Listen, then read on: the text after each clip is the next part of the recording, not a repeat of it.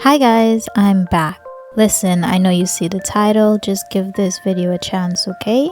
Open your hearts. This video is for all the people who just lost at 50-50 and you're going through it because you pulled Qiqi, but it's okay. It's not as bad as you've been told. This little tiny thing here can be beneficial to our team, and I'm sure you've heard the phrase, best things come in small packages. This is no different, okay? Especially if you currently need a cryo character and a healer. She's 2 in 1. It doesn't get better than that. Also, my boyfriend pulled her, so hopefully he watches this and feels better. Sorry. Originally, I was in the same hater boat because I too got Qiqi on a 50-50 trying to get, I call her Akaya, but her name is Ayako. Naturally, that was a blow because it's the wrong cryo character. It's like the mini version. The Genshin gods were messing up until I realized that this was a blessing in disguise. Plus guys, you have to make peace sometimes with what comes to us in life, so if life delivered us a Qiqi, we at least try to make it work with a positive mindset. Today we're going to take a deep dive a bit into Qiqi's backstory, see if I can let you guys bond with this mini-man, pull at your heartstrings a little bit. We'll talk about some weapons the pro says she should use, along with some artifacts. Now I'm not a pro, so I'll just be delivering this message based on what the items are most used for her statistically. We'll speak about her playstyle and healing abilities, a benefit of having her at C6 in case she makes an appearance in our polls more than once, her talents and what are needed for them to get upgraded, the advantages of having her on our team. I'll also touch on 2 different ways to build her and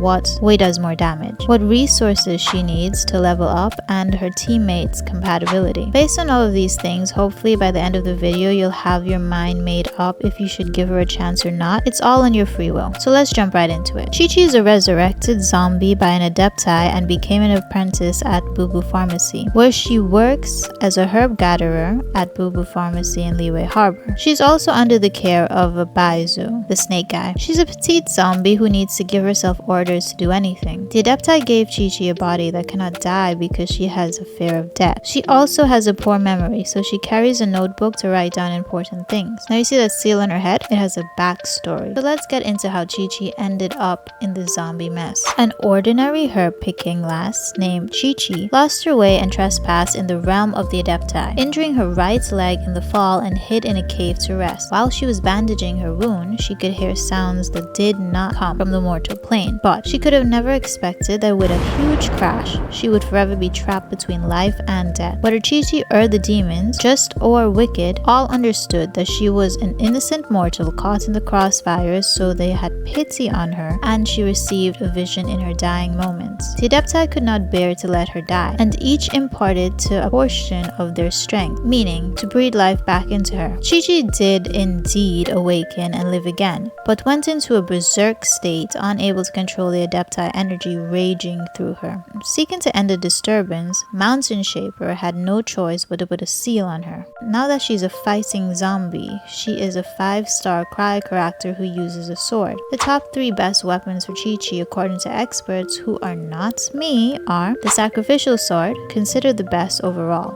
the Skyward Blade for high damage and potential, and the Favonius Sword, good for consistent energy generation just to support her burst. The Sacrificial Sword is a 4-star weapon that has the passive ability to reset the cooldown of her elemental skill. Is extremely vulnerable for maximizing her healing uptime. You can get this item by wishing on the banners, and these are the items you'll need to ascend it.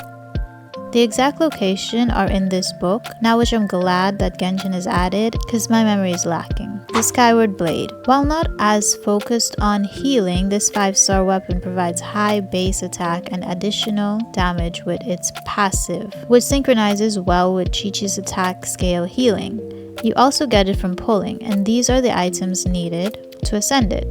The Favonius Sword is a 4-star weapon. It has energy recharge pelts. Qiqi consistently uses her burst, further enhancing her healing abilities. You also need to pull this, and here are the materials you'll need to ascend it. Not going to lie, all 3 of these don't sound bad at all. So let's speak about her playstyle and healing abilities, the advantages of having her on the team. She will hook us up with Herb's location, okay? She got that mark for Liyue. So the mini-map will show us where plants unique to Liyue grows. So Qiqi's normal attack, we're going right into her playstyle, deals about 5 consecutive attacks and its physical damage. Holding down that, this girl's gonna slash. With our elemental skill is where our cryo kicks in, and this Batman's will circle us. He will follow us, okay? We are protected. Apparently this Batman's can also freeze water, so with it activated we can just take a shortcut and cross some water. Her elemental burst deals high levels of cryo damage, and it is able to also freeze the opponent for a short while.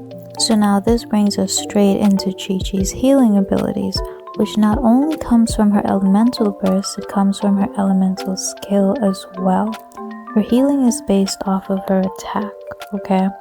And when you put down her elemental skill, the little man who follows you does damage. Whoever is on the field at that time, who is being followed by that, will get healing.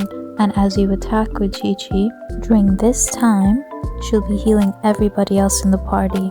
A benefit of having her at C6 in case she keeps making an appearance in our polls. This is pretty good if you ask me because you save on food, but when using the elemental burst, it will also revive all fallen characters in the party while regenerating 50% of their max HP. Now again, you can easily find these items in the book, but I just want to give you a heads up of what you'll need to level her up and her talents. To level her up, you'll need Violet Grass as the main ascension material, Shvita Jade Silvers, Fragments, Chunks, and Gemstones as the boss drops. As talent materials, you'll also need Teaching of Prosperity, Guide to Prosperity, and Philosophies of Prosperity.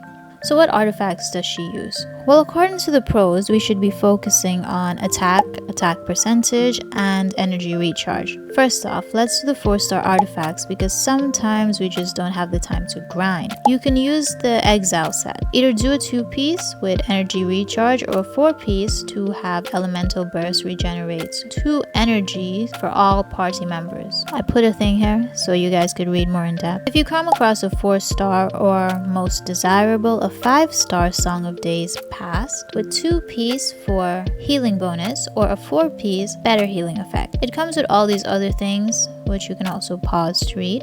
Ocean Hued Clam. Get a 2-piece for healing bonus or a 4-piece for also more healing, which of course because healing is her strong suit. Tenacity of the Millelet gives us a 2-piece of HP and a 4-piece based on elemental skill. Every time I say pieces, like all I think about is KFC. 2 different ways to build her and which has the most damage. You can build her as a pure healer focusing on the high healing outputs with artifacts like 4-piece, Maiden Beloved, and prioritizing attack percentage stats, since her healing is based off of attack percentage, or as a hybrid healer/DPS using the Ocean Hued Clam set. This is going to benefit from both healing and damage from her burst while still prioritizing attack percentage for maximum healing potential. Using her as a healer/DPS does more damage than just using her as a healer, but you can pick which one you want to do. There's no right and wrong answer. The team she's most paired with is based on what you need your team to do at that moment. So if Qiqi is your main DPS, you'll have to build the attack/physical situation for her, and it's best done so by adding elemental reactions for much bigger damage. Typically, the biggest damage is done with cryo and electro to make superconduct,